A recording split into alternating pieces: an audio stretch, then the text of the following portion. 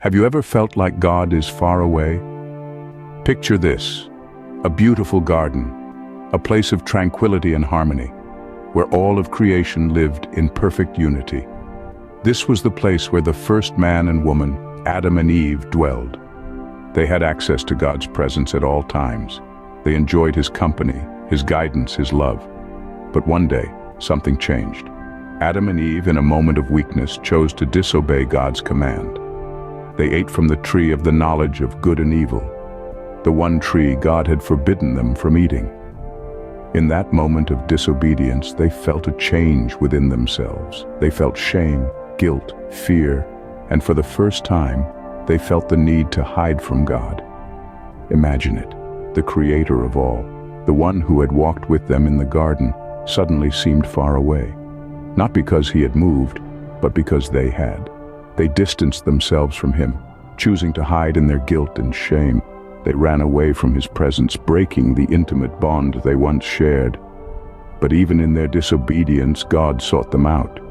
He called out to them, "Where are you?" Not because He didn't know their location, but because He wanted them to realize their own distance. He wanted them to understand that it was their actions that had created this separation. This story might seem ancient, something that happened thousands of years ago.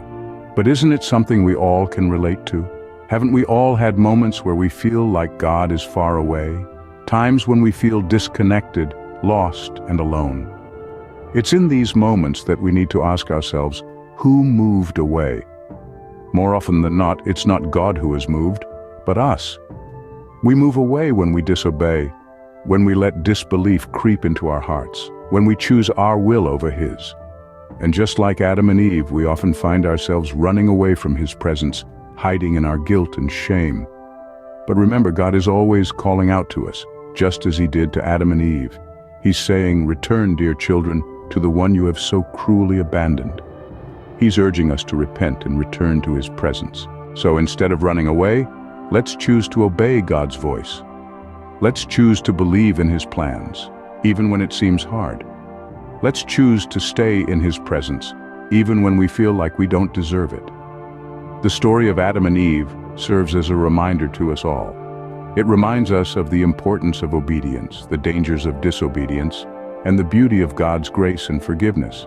It's a story that shows us that no matter how far we run, God is always there, calling us back into His presence. So the next time you feel like God is far away, remember this.